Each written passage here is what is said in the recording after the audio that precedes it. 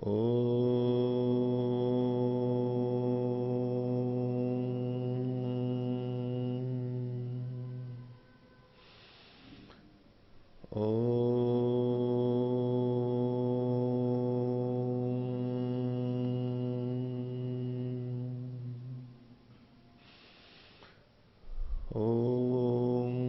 सहनाववतु सहनौ भुनक्तु सह वीर्यं करवावहै तेजस्विनावधीतमस्तु मा विद्विषावहै।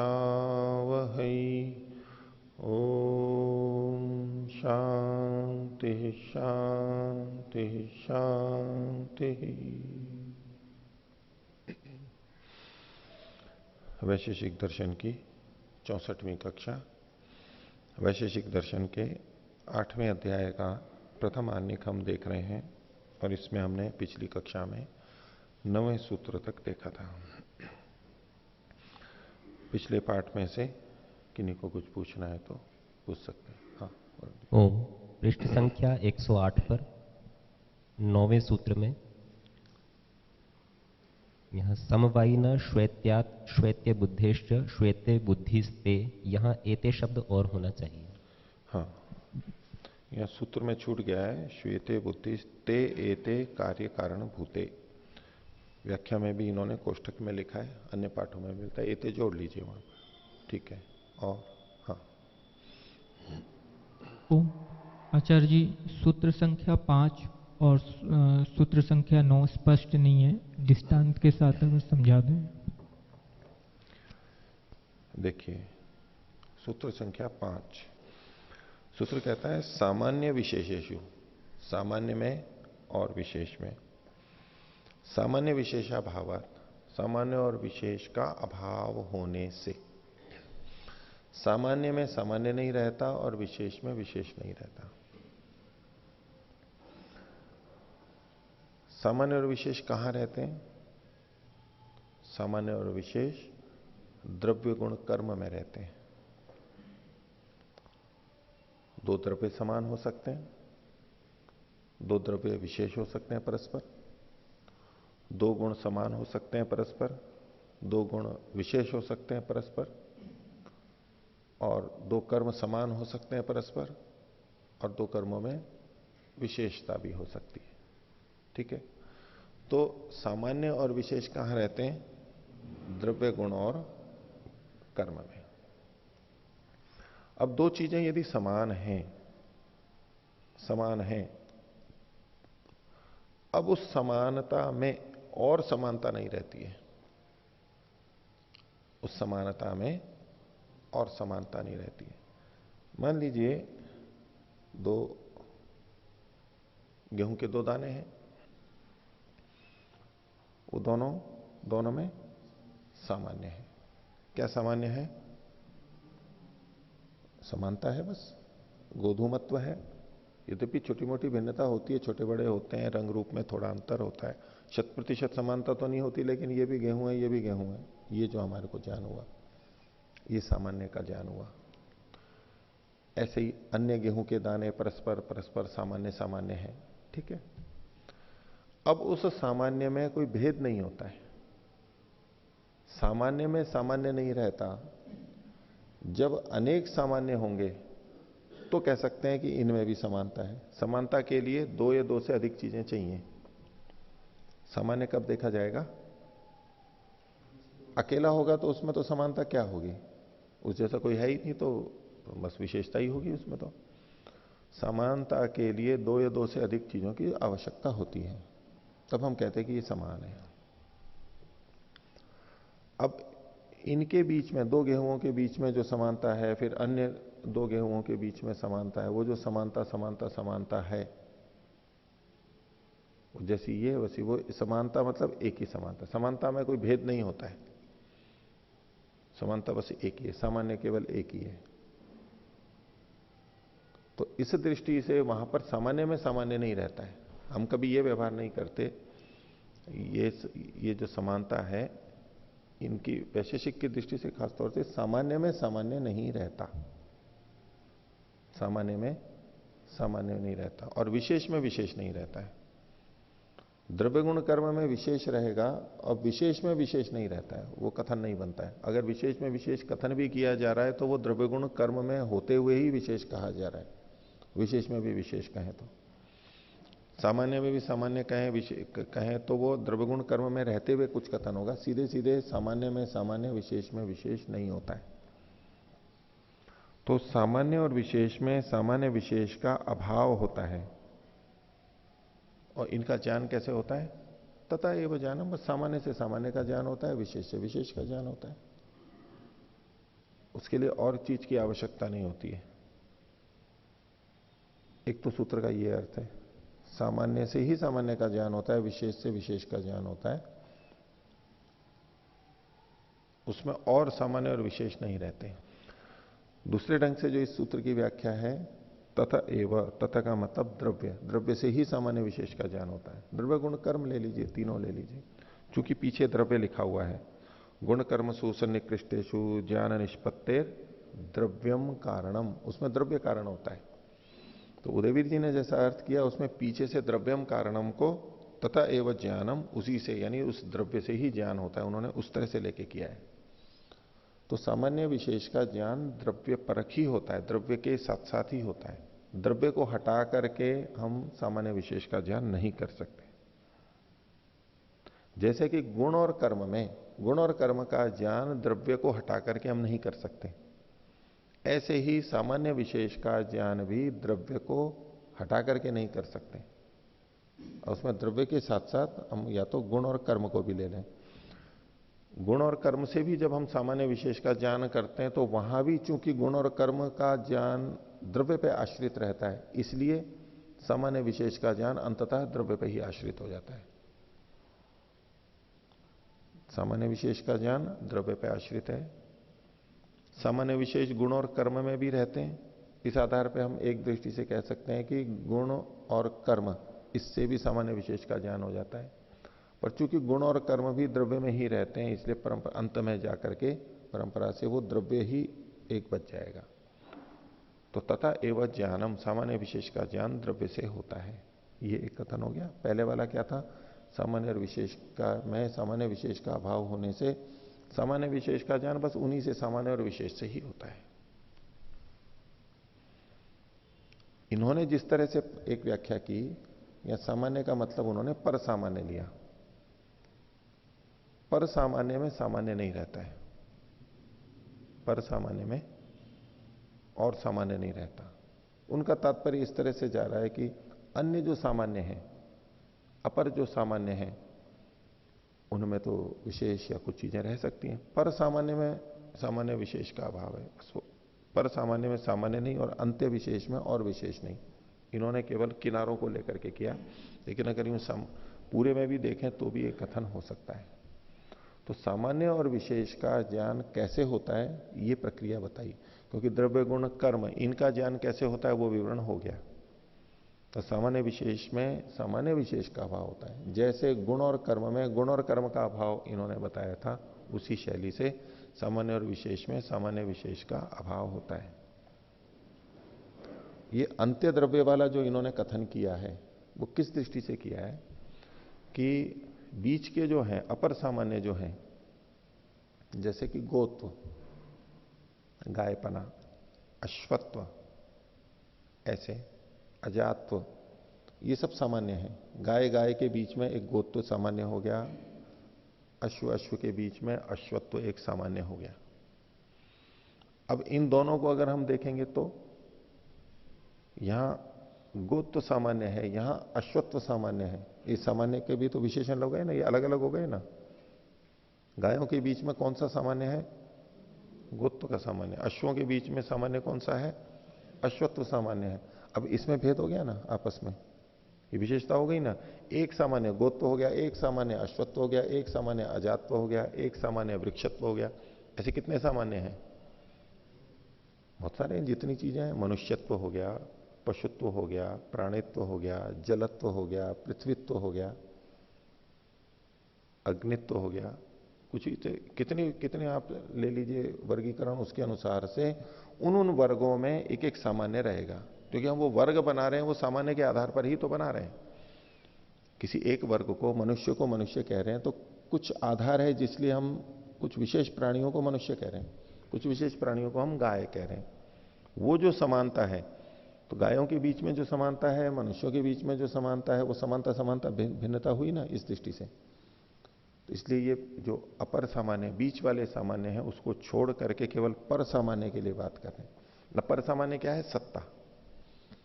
अब वो सत्ता गाय में है, चाहे घोड़े में है, चाहे मनुष्य में है, चाहे वृक्ष में है, चाहे पत्थर में है, चाहे अग्नि में है, पृथ्वी में, किसी में भी है। वो सत्ता सत्ता सत्ता, उस सत्ता में कोई भेद नहीं है। उस सत्ता में आपस में कोई भेद नहीं है, बस एक ही जैसी। अब यूं व्यवहार में हम उसको कहने लगे कि सत्ता भी दो तरह की हो जाती है, एक नित्य सत्ता है, एक अनित्य सत्ता है। एक दिखाई देने वाली सत्ता है, एक न दिखाई देने वाली है। अब उसको परिमाण से एक छोटी है, एक बड़ी है, ऐसे करके हम कितना भी जोड़ दो उसमें, करने को तो वहां भी कर सकते हैं, लेकिन वो सत्ता की विशेषताएं नहीं है, वो अंततः द्रव्य की विशेषता है। जब हम कहेंगे कि सत्ता है, ये एक नित्य है और एक अनित्य है, तो वास्तव में क्या हम उस द्रव्य को कह रहे हैं? सत्ता द्रव्य में रहती हुई वो सामान्य है, इसलिए वहां वो विशेष उस तरह से उसमें सामान्य विशेष को नहीं देखते, तो उसके अंदर नहीं रहती। अब पर सामान्य है, उसमें भी हम देख सकते हैं ना कि एक पर सामान्य है, एक अपर सामान्य है, तो ये दो अलग अलग हो गए ही नहीं। सामान्य के भी दो भेद हो गए, ये खुद इनके द्वारा कहा गया पर सामान्य और अपर सामान्य। अब इसमें भेद हो गया, पर सामान्य में विशेष आ गया ना, कुछ विशेषता देखी तभी तो किसी को कहा ये पर सामान्य है, ये अपर सामान्य है, ये अंत्य विशेष है, ऐसा जो विशेषण लगा दिया तो कुछ विशेषता देख रहे हैं वहां पर। इस दृष्टि से उस सामान्य में भी विशेष दिखने लगेगा। पर सामान्य और विशेष द्रव्य गुण कर्म में रहते हैं, इनकी स्वतंत्र सत्ता नहीं होती, और वास्तव में ये बुद्धियापेक्ष होते हैं। हम जो देखते हैं समझते हैं उसकी दृष्टि से यहां होता है, वहां होते हुए वहां समानता किस चीज की होगी? द्रव्यों की होगी। द्रव्यों की भी समानता किस आधार पर देखेंगे? गुणों के आधार पर देखेंगे, कर्म के आधार पर देखेंगे। तो उनकी समानता को देखते हुए ये कहां हो रहा है? ये हमारे ज्ञान में हो रहा है। लेकिन इसको इन्होंने अलग से पदार्थ माना, सामान्य विशेष और समवाय अलग से पदार्थ भी इन्होंने माने, क्योंकि व्यवहार में ये देखा जाता है इसलिए। तो इस सूत्र का इतना ही तात्पर्य, सामान्य और विशेष में सामान्य विशेष का अभाव होने से इनमें ये नहीं रहते, इनमें सामान्य विशेष में सामान्य विशेष नहीं रहते। तो जो सामान्य विशेष है बस उसी से उनका ज्ञान होता है, अथवा ये जिस द्रव्य में है उन्हीं के ज्ञान से सामान्य विशेष का हमें ज्ञान होता है। और द्रव्य में तो उसके साथ साथ गुण और कर्म भी आ जाएंगे, कि वहां जो गुण और कर्म है उन्हीं के आधार पर हमें सामान्य और विशेष का ज्ञान होता है। सामान्य और विशेष से सामान्य विशेष का ज्ञान नहीं होगा। इसको और थोड़ा सा समझ लीजिए कि जब हम दो चीजों को कह रहे हैं कि ये समान है, मान लो मेरे हाथ हैं, बोले समान है, यूं तो भिन्नता है ठीक है, लेकिन ये भी हाथ है ये भी हाथ है ऐसा कहें। या दो गेहूं के दाने, ये गेहूं का दाना ये भी गेहूं का दाना, ये जो हम समानता देख रहे हैं, समानता का ज्ञान हो रहा है, तो आप बताओ, आपको कहे कि अच्छा बताओ इसमें समानता बताओ, आप इसको समान कह रहे हो, समानता बताओ, तो क्या बोलेंगे आप? समान बताओ। ओके, इनका रंग समान है, इनका आकार समान यानी परिमाण समान है, इनका भार समान है, इनका मूल्य समान है, ये समान कार्य करते हैं, इनका रस समान है, इनका स्पर्श समान है, इनकी गंध समान है। ऐसे आप जो व्याख्या करेंगे समानता की, वो क्या करेंगे? या तो आप द्रव्य के आधार पर करेंगे भाई ये भी गाय है ये भी गाय है इसलिए समान है, अब द्रव्य का कथन कर दिया गाय का। बोले ये दोनों गाय समान क्यों हैं? बोले ये भी लंबी चौड़ी है ये भी लंबी चौड़ी है, ये भी दूध देती है ये भी दूध देती है, इसके भी कान लंबे लंबे हैं, गिर नस्ल की है, इसके भी कान लंबे लंबे हैं, ये भी गिर नस्ल की है। यानी जो भी हम बताएंगे भाई ये भी तेज दौड़ती है ये भी तेज दौड़ती है, ये भी मारती है लात ये भी लात मारती है, ऐसे आप कुछ ना कुछ तो कहेंगे ना। समानता के लिए क्या कहेंगे?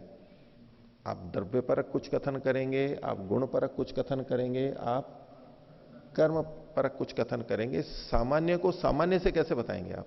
सामान्य का ज्ञान सामान्य से कैसे करेंगे? आप कल्पना कीजिए, जो कुछ भी बोलेंगे सामान्य के ज्ञान में वो आप द्रव्य गुण परक, क्रिया परक ही बोलेंगे।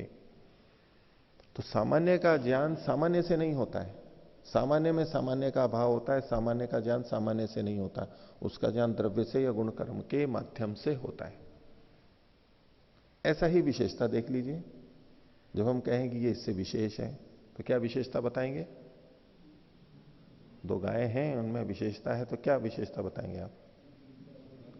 आप गुण की बता देंगे, आप कर्म का बता देंगे, आप द्रव्य की दृष्टि से बता देंगे, कुछ भी कहेंगे वो गुण कर्म, अधिकतर गुण कर्म या द्रव्य की दृष्टि से कहना चाहेंगे तो भाई ये अलग है, ये अलग है, इसलिए विशेषता है। ये इधर खड़ी है, वो उधर खड़ी है। तो विशेषता का कथन भी हम द्रव्य गुण कर्म के आधार पर करते हैं। विशेषता अपने आप में कोई चीज ऐसी है कि देखो ये विशेषता है, ये विशेष है, ऐसा कोई अलग से बता सकते हैं कि ये देखो ये विशेष रहा? जैसे हम रूप गुण को कह देते हैं कि देखो रूप अलग है जो नेत्र से जाना जाता है, ऐसे कुछ हम अलग अलग हैं, रूप अलग है, रस अलग है, गंध अलग है। ऐसे विशेष को अलग से कैसे बताएंगे? इन्हीं के माध्यम से बताते, तो इनको इनसे नहीं जाना जाता है। तो इसलिए सूत्रकार ने कहा सामान्य विशेषु सामान्य विशेषाभाव तथा एवं ज्ञानम, बस उसी से उसका ज्ञान होता है। सामान्य विशेष का ज्ञान तो हो रहा है हमारे को, ये प्रकरण ज्ञान का चल रहा है, कैसे कैसे ज्ञान होता है, तो इनका भी हमें ज्ञान तो हो रहा है। कैसे होता है वो यहां पर बताया गया। ठीक है। हाँ, और आपने पूछा था 9वां सूत्र, देखिए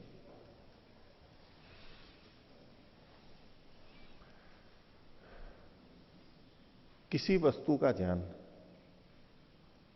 जब हम करते हैं, इसमें श्वेत लिखा है, मैं काला पत्थर ले लेता हूं, एक ही बात है, कोई अंतर नहीं है।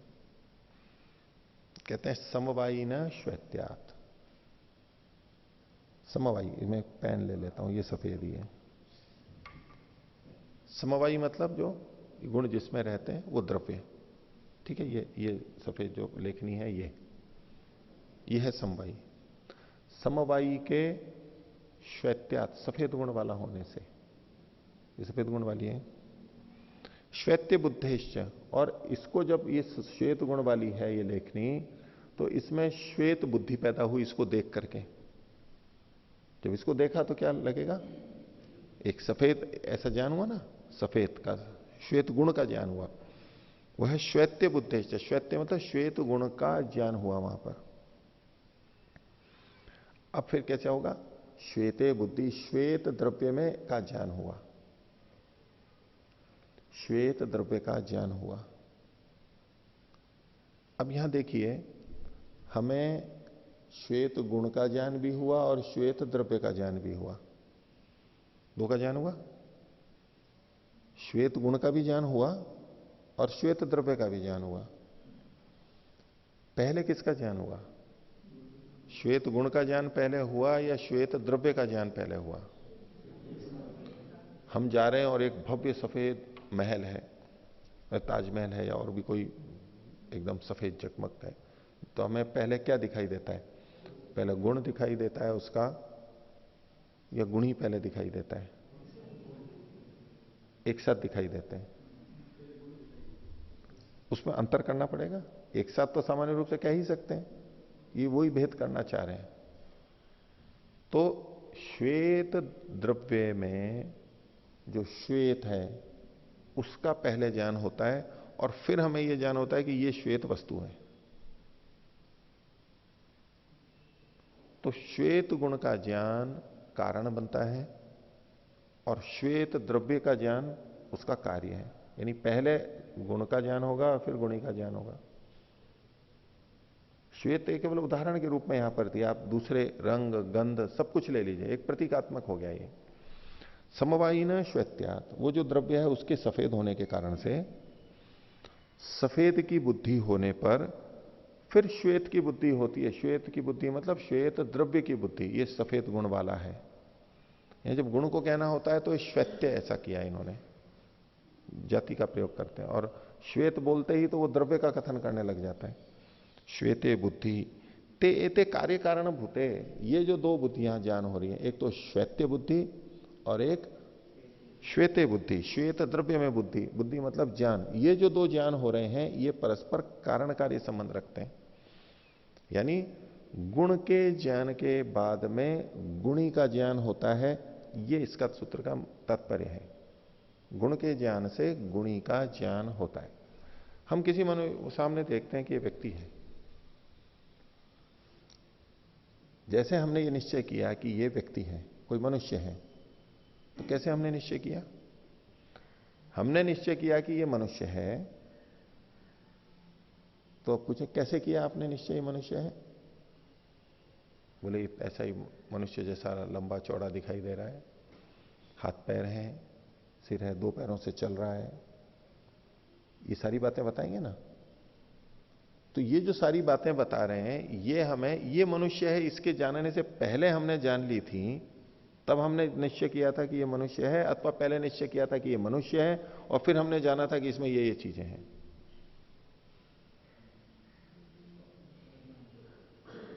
विवेचना करके देखेंगे। यूं प्रथम लग रहा है कि हमने गुण और गुणी को एक साथ देख रहे हैं। देखिए वैसे तो सांख्य की दृष्टि से गुण और गुणी में अभेद है, गुण और गुणी में अभेद है, अलग अलग नहीं है, वो अलग अलग कर ही नहीं सकते हैं, वैशेषिक भी नहीं मानता है। लेकिन समझने के लिए, विशेष ज्ञान के लिए हमें गुण और गुणी में भेद मान करके चलना पड़ता है। वास्तव में अलग अलग नहीं है। अग्नि और उसकी उष्णता, अग्नि और उसका प्रकाश, तो उष्णता और प्रकाश को हटा करके अग्नि कुछ भी नहीं है, और अग्नि उसी को तो कहते हैं जिसमें ये है, तो अलग अलग नहीं है, एक ही चीज है वो। लेकिन समझने के लिए गुण और गुणी में भेद करके कथन किया जाता है, और ये विकल्प वृत्ति है।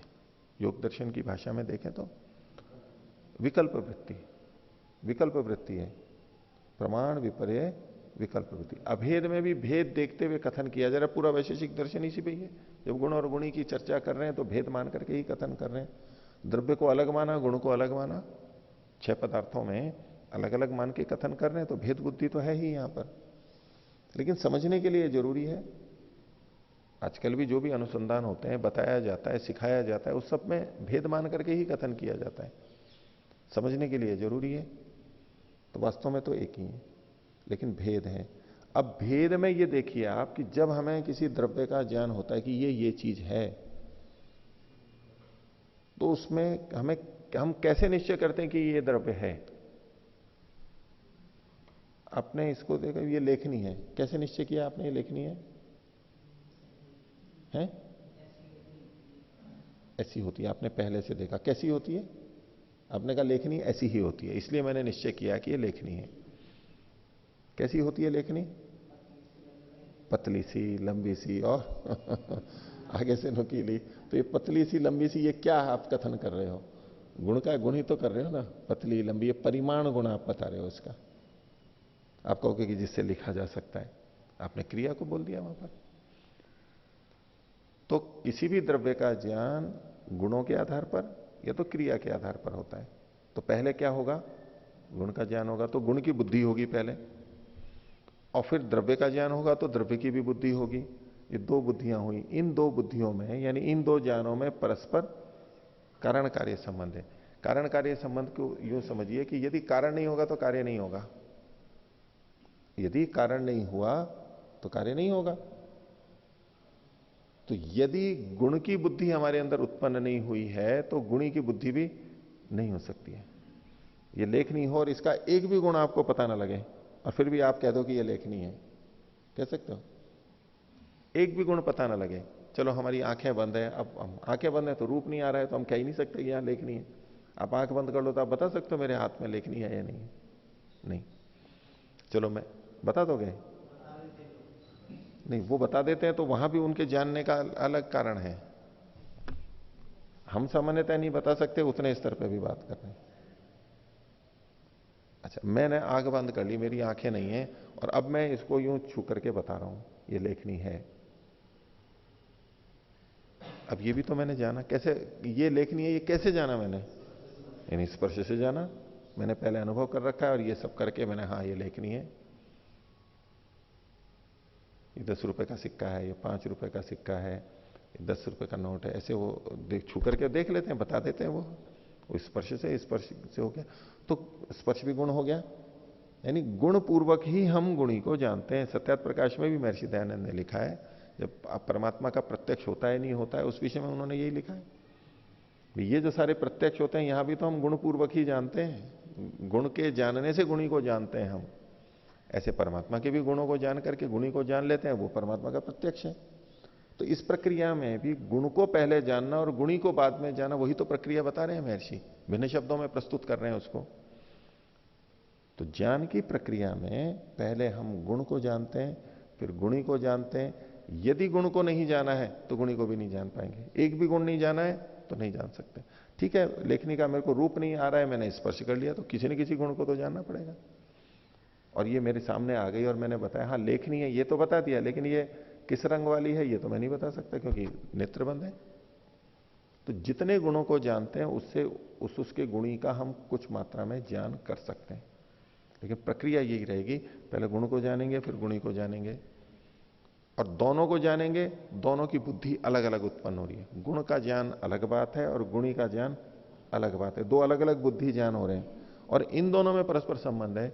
गुण का ज्ञान कारण है और गुणी का ज्ञान कार्य है। तो बस यही सूत्र कह रहे हैं, समवायिना श्वेत्यात् श्वेत्य बुद्धेश्च श्वेते बुद्धि ते एते कार्य कारण भूते, ते एते कार्य कारण भूते, कारण कार्य कारण इनमें संबंध है। हो गया, ठीक है। और कोई कुछ? ओम जी, पृष्ठ संख्या 106 पर प्रथम सूत्र द्रव्येषु ज्ञानम व्याख्यातम, इसके भाष्य में इन्होंने अनुमानिक ज्ञान में, लैंगिक ज्ञान में स्पर्शवान वायु को रखा है, जबकि वायु का हम ये भी मानते हैं कि प्रत्यक्ष होता है चक्षु इंद्रिय से। ये इसको प्रत्यक्ष न मान के अनुमानिक मान रहे हैं। इसको प्रत्यक्ष क्यों नहीं माना इन्होंने? जी। प्रत्यक्ष की अलग अलग परिभाषाएं हैं, अलग अलग व्यापकता से प्रत्यक्ष के लक्षण किए जाते हैं। एक प्रत्यक्ष जो सबसे उसका स्थूल या संकुचित अर्थ है, जिसको नेत्र से देख सकते हैं, उसको प्रत्यक्ष कहते हैं। तो पृथ्वी, जल और अग्नि, ये तीन महाभूत, चूंकि इसमें रूप गुण भी है इसलिए इनको इन्होंने प्रत्यक्ष में लिया है। वायु में चूंकि रूप गुण नहीं होता है इसलिए उसको प्रत्यक्ष नहीं माना है, यही यहां पर कारण है। और जहां आपका कहना है कि स्पर्श कर रहे हैं, ये भी तो प्रत्यक्ष हो गया, तो वहां परिभाषा जब ये होती है कि ज्ञानेंद्रियों से जिसको जाना जाता है वो प्रत्यक्ष कहलाती है, चाहे उसका रूप प्रत्यक्ष हो, चाहे रस प्रत्यक्ष हो, रासन हो, चाहे स्पर्श यानी स्पर्श से होने वाला प्रत्यक्ष हो। वो प्रत्यक्ष के 5 भेद कर दिए जाते हैं और वो सब भी प्रत्यक्ष में क्या आ जाता है। ये प्रत्यक्ष की उससे अधिक व्यापक परिभाषा है। तो केवल रूप के आधार पर प्रत्यक्ष, दूसरा 5 शब्द स्पर्श रूप रसगंध, इन 5 गुणों के आधार पर प्रत्यक्ष, ठीक है, ये भी प्रत्यक्ष कहलाएगा। इसके अलावा फिर मानसिक प्रत्यक्ष, जिन वस्तुओं में इस तरह जाने लेकिन मन से जिसका ज्ञान हो जाता है उसको मानसिक प्रत्यक्ष कहेंगे। और उससे भी आगे आत्मिक प्रत्यक्ष, जिसका ज्ञान न ज्ञानेंद्रियों से होता है न मन से होता है, सीधे आत्मा से होता है, उसको आत्मिक प्रत्यक्ष कहेंगे। वो और भी हो गया। तो उसमें अन्य चीजें भी आ जाती हैं। हाँ जी, फिर ये तो इसको इस शास्त्र में केवल चाक्षुष प्रत्यक्ष को ही प्रत्यक्ष मान के चलते हैं क्या? यहां इस दृष्टि से केवल चाक्षुष प्रत्यक्ष ही प्रत्यक्ष शब्द से नहीं कहा जाता। ये आत्मा के द्वारा जो प्रत्यक्ष होता है, मन के द्वारा जो प्रत्यक्ष होता है, उसको भी ये प्रत्यक्ष कहते हैं। इसके लिए आप आगे देख सकते हैं 9वें अध्याय के पहले आने का 11वां सूत्र।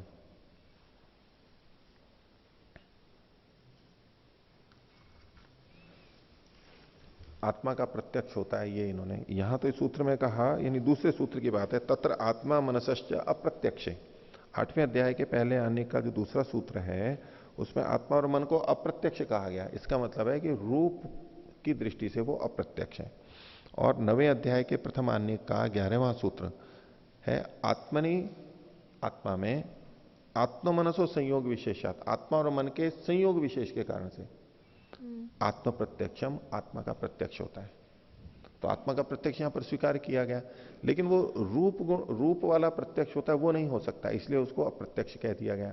लेकिन आत्मा और मन के संयोग से जो मन के द्वारा प्रत्यक्ष हो रहा है वो तो उसको आत्मा प्रत्यक्ष कहा गया। मन भी एक इंद्रिय है, और प्रत्यक्ष शब्द में जब अक्ष शब्द का अर्थ लेते हैं, अक्ष का मतलब चक्षु इंद्रिय, अक्ष मतलब आंख, तब वो रूप वाला अर्थ आएगा। जब अक्ष का मतलब इंद्रिय यानी ज्ञानेन्द्रिय लिया जाएगा तो ज्ञानेन्द्रियों वाला आ जाएगा। और अक्ष का मतलब इंद्रिय साधन, उसमें मन भी एक साधन है, उसको भी जब ले लेंगे तो मन के माध्यम से भी जिसका ज्ञान होता है उसको भी प्रत्यक्ष कह देंगे। मन के माध्यम से सीधे उस गुण का ज्ञान होता है ऐसा। और मन भी जहां पर नहीं होगा तो आत्मा से होगा। उसके लिए सांख्य दर्शन ने प्रत्यक्ष की परिभाषा अलग से बनाई है।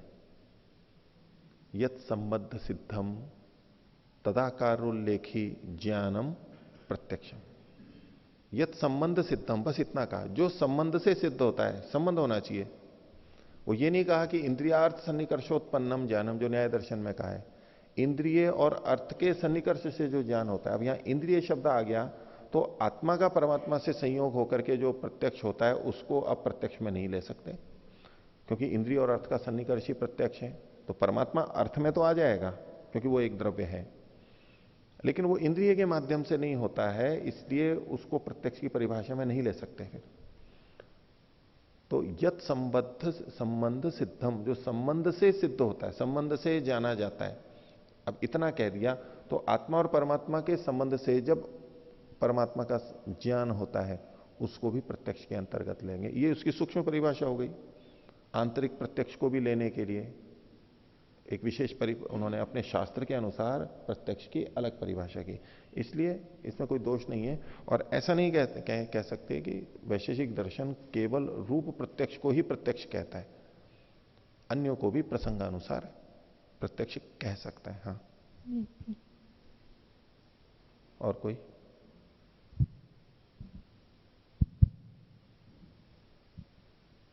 जी, 8वें अध्याय के पहले अनेक का जो दूसरा सूत्र है, पृष्ठ संख्या 107 पर, इसमें ऊपर की पंक्ति में जो चकार बोला गया है प्रकार को बताने वाला, तो ये स्पष्ट नहीं है, ये क्या बताना है? हाँ, देखिए सूत्र में दो ही चीजों को अप्रत्यक्ष कहा गया था। तत्र आत्मा मनः च अप्रत्यक्षे, आत्मा और मन दो द्रव्यों का नाम यहां पर लिया गया है। और अप्रत्यक्षे यहां पर भी द्विवचनीय है, ये दोनों अप्रत्यक्ष हैं। अब आगे और कोई सूत्र कहा नहीं गया है, तो व्याख्याकार के मन में यह आया कि इन दोनों को ही ये अप्रत्यक्ष क्यों कह रहे हैं, इन दोनों को ही क्यों कह रहे हैं? आकाश भी तो अप्रत्यक्ष है, वायु भी तो अप्रत्यक्ष है, इनको नहीं लेंगे तो छूट जाएंगी। अगर इस सूत्र को ही ले लें कि नहीं, यहां तो स्पष्ट लिखा है ये दो ही चीजें अप्रत्यक्ष हैं, दो ही चीजें अप्रत्यक्ष हैं, तो दोष आ जाएगा। तो यहां पर अन्य भी चीजें अप्रत्यक्ष हैं, वैशेषिक दर्शन अन्यों को भी अप्रत्यक्ष मानता है, ये भी इसमें संग्रहित करना चाहते हैं। और वो संग्रहित कैसे करेंगे? यदि आत्मा और मन व्यक्तियों को लिया जाए, द्रव्य को लिया जाए, तब तो इन दो के अलावा और कुछ ग्रहण कर नहीं सकते। लेकिन अगर इसको प्रकारवाची माने कि जो आत्मा जैसी चीजें हैं और जो मन जैसी चीजें हैं वो अप्रत्यक्ष हैं, अब ये एक उपलक्षण के रूप में आ गए, एक संकेत के रूप में आ गए। अब केवल आत्मा और मन को नहीं कहा जा रहा है, आत्मा और उस जैसी जो और भी चीजें हैं वो सब अप्रत्यक्ष हो जाएंगी। इसलिए कहा चकारो अर्थ प्रकारार्थकः, इसलिए लैंगिक ज्ञानवंत आकाशादयश्च निरवयव पदार्थ सन्ति, निरवय पदार्थ आकाश आदि हैं, उनको भी अप्रत्यक्ष कहा जाएगा। इस दोष को हटाने के लिए उन्होंने यहां पर कथन कर दिया। अब देखिए पीछे भी जो ये प्रत्यक्ष और अप्रत्यक्ष की बात थी, हमारे को दोनों वचन मिल रहे हैं। एक तरफ कह दिया कि आत्मा अप्रत्यक्ष है, एक तरफ कह दिया आत्मा का प्रत्यक्ष होता है, तो दो विपरीत बातें हो गई ना। अब हम प्रथम दृष्टि से देखेंगे तो यूं ही कहेंगे ये गलत है, दोनों में से कोई ना कोई गलत है। अथवा वैशेषिक दर्शनकार की बुद्धि नहीं थी और उसने परस्पर विरुद्ध बातें लिख दी। लेकिन यदि वैशेषिक दर्शनकार के प्रति हमारी श्रद्धा है तो नहीं, वैशेषिक दर्शनकार तो ये नहीं लिख सकते एक तरफ अप्रत्यक्ष कह दिया एक तरफ प्रत्यक्ष कर दिया। तो तो जरूर इसमें कोई ना कोई मिलावट की है किसी ने। मिलावट कह सकते हैं हम उसको, मिला दिया है किसी ने, बाद में किसी ने जोड़ दिया है, उसके लिए हम प्रयत्न करेंगे कि कैसे ये प्रक्षिप्त है। अब कोई इसको प्रक्षिप्त मान सकता है, कोई उसको प्रक्षिप्त मान सकता है, अपने लिए तर्क और युक्तियां देंगे। और कह सकते हैं चूंकि हमारे ऊपर विदेशियों ने आक्रमण किए हैं, अन्य अलग मान्यताएं हैं, तो उन्होंने हमारे साहित्य को दूषित कर दिया है, ये भी हम कह सकते हैं। लेकिन वो सब संभावना है, उसका मना नहीं कर रहा हूं, हो सकती है वो भी, लेकिन प्रथम प्रयास हमें क्या करना चाहिए? हमें कहीं विरोध दिख रहा है तो क्या हम प्रथम प्रयास ये करें भाई एकदम कह दें ये मिलावट है, हम कह दें कि ये गलत लिखा है? ये शास्त्र को समझने की शैली नहीं है, वैदिक शैली ये बिल्कुल नहीं है। जहां हमें विरोध दिखाई देगा हम उसमें संगति का प्रयास करेंगे कि किस दृष्टि से कह रहे हैं, अलग अलग दृष्टि से कह रहे हैं। लोक व्यवहार में हम बहुत सारी चीजें कहते हैं। वो घर में घुसा, एक ने कहा बेटे गन्ने ले आए क्या? बच्चे ने कहा पिताजी गन्ने ले आए क्या? बोले दो जने, एक को कोई पिता कह रहा है और एक को बेटा कह रहा है, तो दो बातें तो हो नहीं सकती हैं।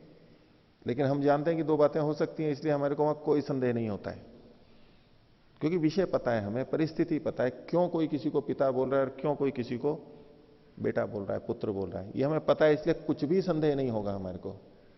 लेकिन ये बहुत सारी बातें हैं जिसका हमें पता नहीं है और वहां हमारे को विपरीत दिखाई देते हैं, तो हमें लगता है कि ये गलत है कोई ना कोई।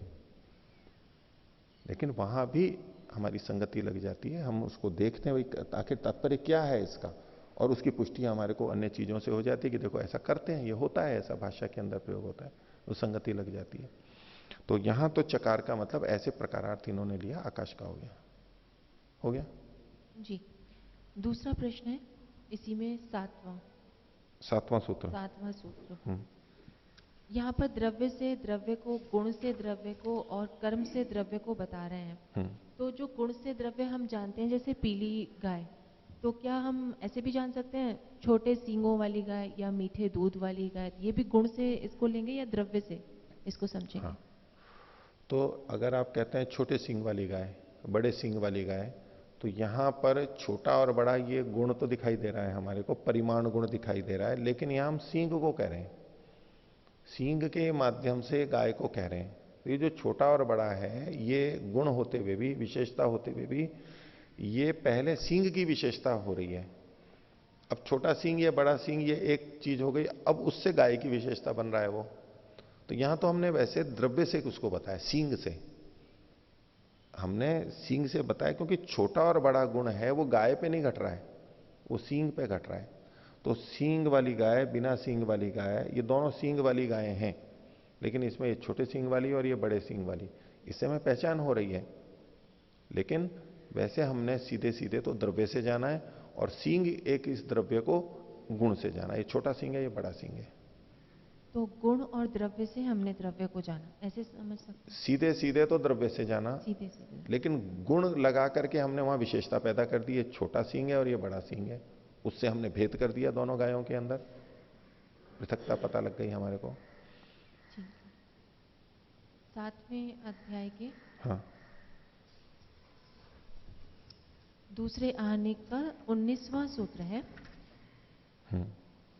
इसमें जो संयोग संबंध और समवायी संबंध का जैसे उदाहरण दिया था, वो स्पष्ट करना है। जैसे दंड से दंडी को हम समझते हैं, तो ये हमने संयोग संबंध समझा। और समवायी संबंध के लिए अगर शिखा से ब्रह्मचारी को समझते हैं, तो धारण तो दोनों ही चीजें की जा रही हैं, फिर इसमें किस तरह से भेद है? हाँ, तो डंडा तो हमारे शरीर का भाग नहीं है, दूसरी चीज है, उसको हमने संयोग किया तो डंडा, दंडी, ये डंडे वाला सन्यासी है। और शिखा जो है, बाल है, वो हमारे शरीर का ही भाग है, शरीर से ही निकले हैं, इसलिए वो अलग से नहीं है। उनका संबंध ऐसा है जो शरीर का ही भाग होने से, इसलिए इसको समवाय संबंध कहा गया है। तो वो संयोग संबंध है, पहले से नहीं थे वो। समवाय संबंध क्या? अविनाभाव संबंध होता है।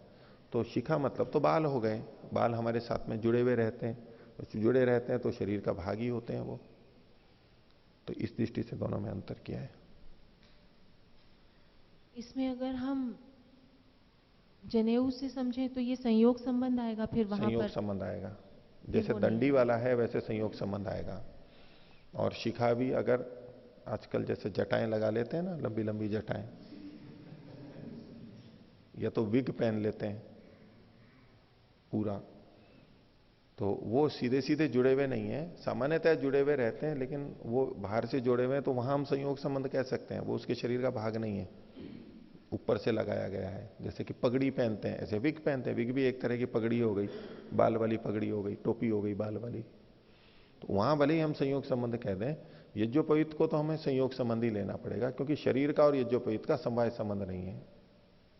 समवाय संबंध में शरीर का ही भाग होना शरीर का ही आवश्यक भाग है, होना अभिन्न चाहिए। भाव जो है। हाँ, शरीर का ही भाग होना चाहिए। हाथ का है, जैसे हस्ती शब्द इन्होंने लिखा, हाथ वाला, सूंड वाला, ये हाथ यद्यपि एक तरह से लग रहा है कि ये शरीर से जुड़ा हुआ है हाथ, या संयोग है, लेकिन ये शरीर ही है, शरीर का ही एक भाग है। डंडे के लिए ऐसा नहीं कह सकते, डंडा शरीर का भाग नहीं है, शिखा शरीर का भाग है, बाल शरीर के भाग हैं, इसलिए तो अंतर किया है। मिट्टी का घड़ा और पीतल का घड़ा, हाँ, तो इनमें मिट्टी और घड़े में समवाय संबंध है, लेकिन समवाय संयोग संबंध भी है। है। नहीं, संयोग संबंध नहीं है। मिट्टी के कणों में संयोग है, लेकिन मिट्टी और घड़े में संयोग संबंध नहीं है। घट समवाय संबंध से मिट्टी के कणों में रहता है, यानी उपादान कारण। समवायी कारण मतलब उपादान कारण। तो मिट्टी के कण के अंदर ही घड़ा रहता है, उससे अलग उसकी कोई स्वतंत्र सत्ता नहीं है। मिट्टी के कणों में संयोग है, ये एक अलग बात है, लेकिन मिट्टी और घड़े में जो संबंध है वो समवाय संबंध है। जी, धन्यवाद। बोलिए। पूजनीय आचार्य जी, जब द्रव्य को बताया जाता है तो गुणों को जान करके द्रव्य का पता पड़ता है, और जब द्रव्य के विषय में कहेंगे तो गुणों से, और गुणों को कहेंगे तो गुणों को जानने के लिए वो द्रव्य में रहते हैं। तो ये तो ऐसा लगता है कि राम का घर श्याम के सामने, श्याम का घर राम के सामने, ऐसा कहा जा रहा है। स्पष्ट नहीं हो रहा फिर द्रव्य किस तरह से जाना जाए और गुण किस तरह से जाने जाए। देखिए, राम का घर श्याम के सामने और श्याम का घर राम के सामने, वो स्पष्ट नहीं हो रहा है, लेकिन अगर बता दिया जाए कि देखो ये तो राम का घर है, जा करके देखो ये राम का घर है, अब ये कथन किया जाए कि राम का घर, श्याम का घर कहाँ है, राम के घर के सामने, तो हम राम के घर के सामने वाले को देखना है, ये श्याम का घर है। अब पूछे राम का घर कहाँ है, अब श्याम का भी हमें पता लग गया है, तो राम का घर कहाँ है, श्याम के सामने है, आमने सामने है बिल्कुल। तो किसी एक चीज का अगर हमें पता हो तो दूसरे का ज्ञान हो जाता है, और उसके बाद भी हम ये कथन कर सकते हैं कि राम का घर कहाँ है, श्याम के सामने। जिसको श्याम का घर पता है उसको कह देंगे कि राम का घर कहाँ है, श्याम के सामने। श्याम का घर तो जानते ही हो आप। और श्याम का घर किसी को बताना हो, वो पूछ रहा है श्याम का घर कहाँ है, और वो राम का घर जानता है, तो उसको कहेंगे राम के घर के सामने ही है। तो दोनों अपनी अपनी जगह ठीक हो सकते हैं, यदि हमें पृष्ठभूमि में कुछ ना कुछ ज्ञान है। अब आपका द्रव्य और गुण के बारे में था कि द्रव्य को बताने के लिए कहेंगे कि जिसमें गुण रहते हैं, और गुण के लिए कहेंगे जो द्रव्य में रहता है। ठीक है, तो इसके आधार पर भ्रांति तो तब हो सकती है जब हमें न तो द्रव्य का पता लग रहा हो, न गुण का पता लग रहा हो। लेकिन व्यवहार में हमें द्रव्य और गुण दोनों पता लगते हैं या नहीं, गुण का पता लगता है या नहीं। राम और श्याम का घर जिनको पता नहीं है, उसकी तरह अनजान है क्या द्रव्य और गुण, अनजान है क्या। द्रव्य भी पता है, किसी को भी देखते ही हम कह देते हैं ये क्या है, हाँ ये एक वस्तु है, द्रव्य है, द्रव्य का पता है, और गुण का भी पता है। अब द्रव्य की परिभाषा करनी है, द्रव्य गुण के संबंध को बताना है, तो बस द्रव्य क्या है, जिसमें गुण रहते हैं। अब कैसे लक्षित करोगे, उसकी परिभाषा कैसे करोगे, द्रव्य किसे कहते हैं, द्रव्य किसे कहते हैं, आप क्या परिभाषा करोगे। द्रव्य का तो पता लग रहा है हमारे को, द्रव्य है। छोटे बच्चे से पूछो द्रव्य है, बोले द्रव्य क्यों है, ये द्रव्य क्यों है, तो आजकल जो पढ़ाया जाता है, जो स्थान घेरता है और जिसमें भार है, यही तो कहेंगे। तो और भार और स्थान, जो स्थान घेरता है, बोले कौन स्थान घेरता है, तो बोले द्रव्य स्थान घेरता है, वस्तु स्थान घेरती है। भार किस में होता है, बोले वस्तु में या द्रव्य में भार होता है, यही तो कहेंगे। चूंकि हमें यहां पर पता है, हमें ये पता है ये द्रव्य है और हमें गुणों का भी पता है, अब दोनों को समझा रहे हैं, इसलिए ये राम और श्याम के अनजान घरों की तरह से कथन नहीं है। राम और श्याम के घर पता है और तब हम किसी को समझा रहे हैं, उस तरह का ये उदाहरण है। जब कुछ नहीं पता होता है, एक से दूसरे को, दूसरे से एक को समझाने लगे, तो वो अन्योन्य आश्रय दोष आता है। ये उस पर आश्रित है, ये इस पर आश्रित है। स्वतंत्र रूप से हमें ज्ञान नहीं हो रहा है, लेकिन द्रव्य और गुण का हमें स्वतंत्र रूप से ज्ञान होता है। अब उसके बाद में इसको समझाया जा रहा है कि इनमें आपस में संबंध क्या है, इसलिए कोई ये अन्योन्याश्रय दोष या उस तरह का राम श्याम घर वाला नहीं बनेगा। और कोई? ठीक है, तो आगे का पाठ देखते हैं।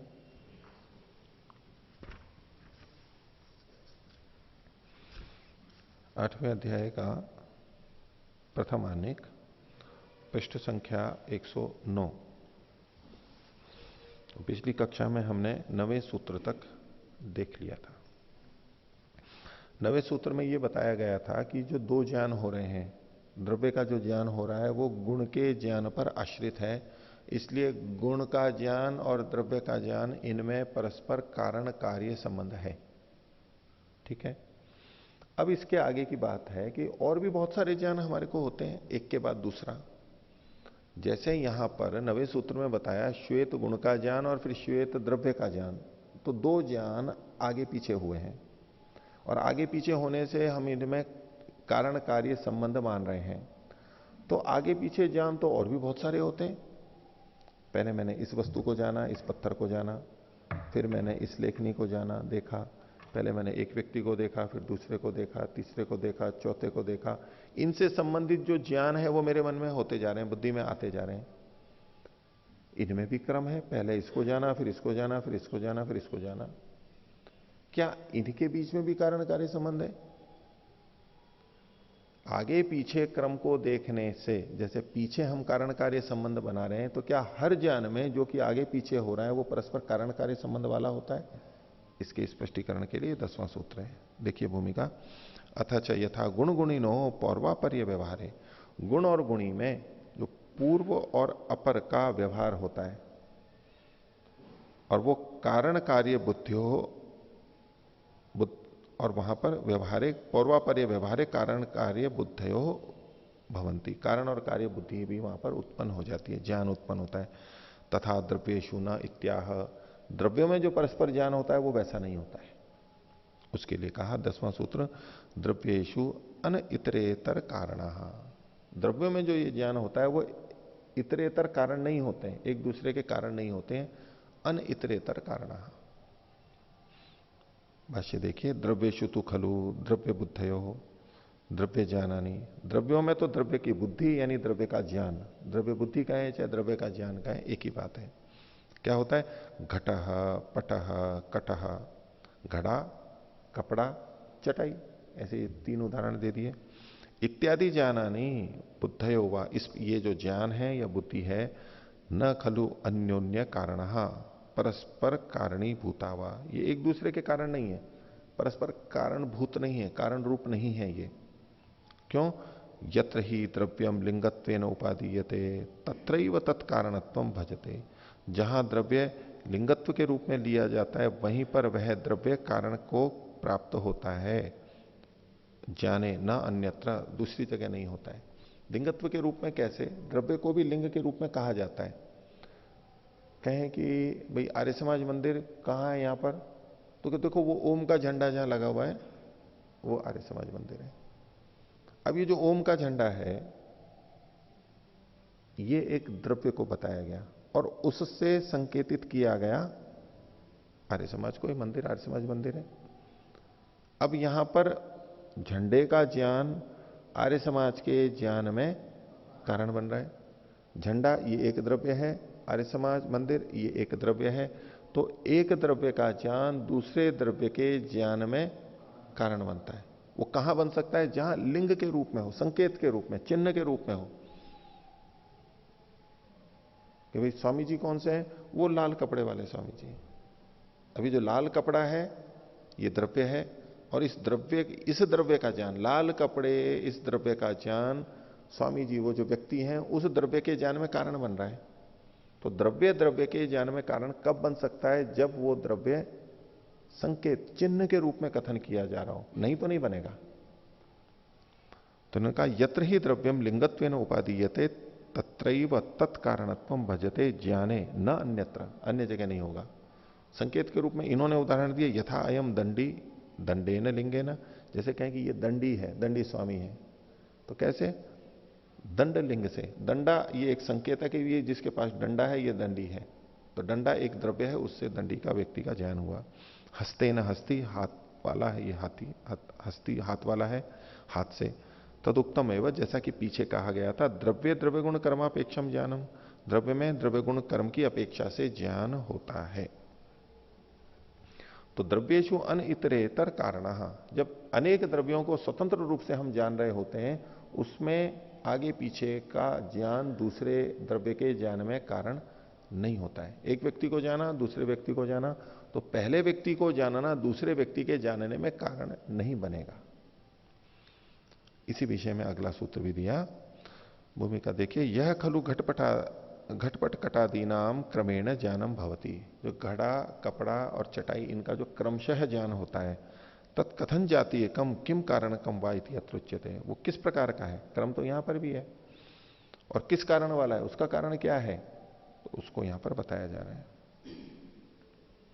11वां सूत्र, कारण अयोगपद्यात कारण क्रमाच घटपटादि बुद्धि नाम क्रमो अल्प विराम न हेतु फल भावात। तो कारण के अयोगपद्य से, अयोगपद्य मतलब एक साथ ना होने से, द्रव्यों का ज्ञान कैसे होता है? इंद्रियार्थ सन्निकर्ष से। इंद्रिय और अर्थ का सन्निकर्ष द्रव्य के ज्ञान में कारण है, अर्थ के ज्ञान में कारण है।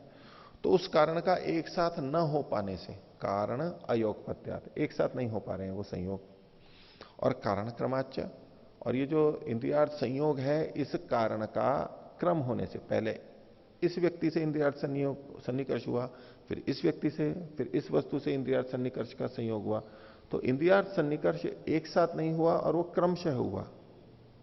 कारण क्रमाच, कारण के क्रम के कारण से घटपट आदि बुद्धि नाम क्रम, घटपट कट आदि की बुद्धियों का जो एक क्रम बनता है कि पहले ये है दे जाना, फिर वो जाना, ये जाना, उसमें ये दो कारण है। एक वैसे तो एक तरह से ही है, लेकिन समझने के लिए है कि कारण का एक साथ ना होना और उस कारण का क्रमशः होना, ये घटपट आदि की बुद्धि के क्रम का कारण है। न हेतु फल भावात, न कि हेतु और फल के रूप में। हेतु का मतलब है कारण, फल का मतलब है कार्य, कारण कार्य संबंध की दृष्टि से नहीं है। हेतु फल के भाव के कारण से ये क्रम नहीं है, ये वैसे ही है। भाष्य देखें, अयम घटो अयम पटो अयम कटः इत्यादि ज्ञानानाम यह क्रमो लभ्यते। तो ये घड़ा, ये कपड़ा, ये चटाई, इस प्रकार के ज्ञानों का जो क्रम होता है, एक के बाद एक, ये जो हमारे को क्रम प्राप्त होता है, सखलु वह क्रम कारण अयोगपद्यात सन्निकर्ष आदि ज्ञान कारणानाम, कारणों को खोल दिया इन्होंने। सन्निकर्ष आदि जो ज्ञान के कारण है, उसमें इंद्रियां भी ले सकते हैं, वस्तु ले सकते हैं, सन्निकर्ष ले सकते हैं, ऐसे जो इंद्रियार्थ सन्निकर्ष आदि जो भी ज्ञान के कारण है, उनकी युगपत प्रवृत्ति अभावात, एक साथ प्रवृत्ति का अभाव होने से, एक साथ नहीं हो पाते हैं। इसकी पुष्टि के लिए कह रहे हैं, युगपत ज्ञानान उत्पत्तिर मनसो लिंगम, मन का ये लक्षण ही बता दिया कि मन एक साथ अनेक ज्ञानों को नहीं कर सकता है। तथा, तो एक बात ये हो गई। दूसरा कहा कारण क्रमात्, इंद्रियार्थ सन्निकर्ष से ज्ञान कारण से क्रमात्, इंद्रिय और अर्थ के सन्निकर्ष के रूपी जो ज्ञान का कारण है, उसका क्रम होने से, इंद्रियार्थ सन्निकर्ष से ज्ञान कारण से, इंद्रियार्थ सन्निकर्ष ज्ञान का कारण कहा जा रहा है, इसके क्रम से, क्रमात् को आगे खोल दिया, पृथक पृथक क्रमेण प्रवर्तनात्, अलग अलग क्रम से होता है, पहले ये फिर ये फिर ये, यानी काल की दृष्टि से ये अलग अलग समय में हो रहे हैं, आगे पीछे। पृथक पृथक क्रमेण प्रवर्तनात् पौर्वापर्यम भवति, पूर्व और पर का भाव होता है, पहले और बाद वाला। न हेतु फल भावात न तो कारण कार्य भावात, ये हेतु फल की जगह पे इन्होंने कारण और कार्य शब्द लिख दिया, क्योंकि हेतु होता है वो कारण कहलाता है, और जो फल है वो कार्य कहलाता है। जैसे वृक्ष कारण है और उस पर फल लग करके आता है, फल बाद में ही आता है। तो कारण और कार्य शब्द को बताने के लिए हेतु और फल शब्द का प्रयोग किया है। आगे तत्र पूर्वम घट ज्ञानम स्वोत्तर से पट ज्ञान से न कारणम। तो इसमें जो घड़े का ज्ञान हुआ वो अपने से बाद वाले कपड़े के ज्ञान का कारण नहीं बनता है। क्रम भले ही है लेकिन वो घट का ज्ञान पट के ज्ञान का कारण नहीं होता है। न वा उत्तरम पट ज्ञानम पूर्वस्य घट ज्ञान से कार्यम, पलट करके बोल दिया कि ये जो कपड़े का ज्ञान है ये पूर्व घट ज्ञान का कार्य नहीं है। घट का ज्ञान पट के ज्ञान का कारण नहीं है और पट का ज्ञान घट के ज्ञान का कार्य नहीं है। तत्र पौर्वापर्यम ज्ञान से न नियतम, और ये जो इनमें पौर्वापर्य है, ज्ञान का पौर्वापर्य है, ये नियत भी नहीं है। जो श्वेते बुद्धि जो कहा था वहां तो नियत है, पहले गुण का ज्ञान होगा फिर गुणी का ज्ञान होगा, लेकिन घट और पट के अंदर ये पौर्वापर्य नियत नहीं है, आगे पीछे भी हो सकता है, पहले पट का ज्ञान हो जाए फिर घट का ज्ञान हो जाए। न नियतम, नियत नहीं है। अल्प विराम घट ज्ञानात पूर्वमो भी पट ज्ञानम भवती, घड़े के ज्ञान से पहले भी कपड़े का ज्ञान हो सकता है। तत्र घटपट आदि ज्ञानेशु न परस्पर ज्ञान अपेक्षा, इससे भी सिद्ध होता है कि इनकी परस्पर एक दूसरे से अपेक्षा नहीं है। यदि घट का ज्ञान होने पर ही पट का ज्ञान होता तो कभी भी घटे के ज्ञान से पहले पट का ज्ञान नहीं हो सकता था। जब जब पट का ज्ञान होता है तो उससे पहले घट का ज्ञान होना आवश्यकता, तब तो कारण कार्य संबंध बनाएंगे, ऐसा तो है नहीं। इसलिए भिन्न भिन्न द्रव्यों में जो ज्ञान होता है वो कोई केवल उनके कारण के अयोग पद्य से, कारण के क्रम के कारण से ही ऐसा होता है, उनमें परस्पर कारण कार्य संबंध नहीं देखना चाहिए। ये ज्ञान का विषय यहां पर इन्होंने किया। आगे और भी बुद्धि और ज्ञान के बारे में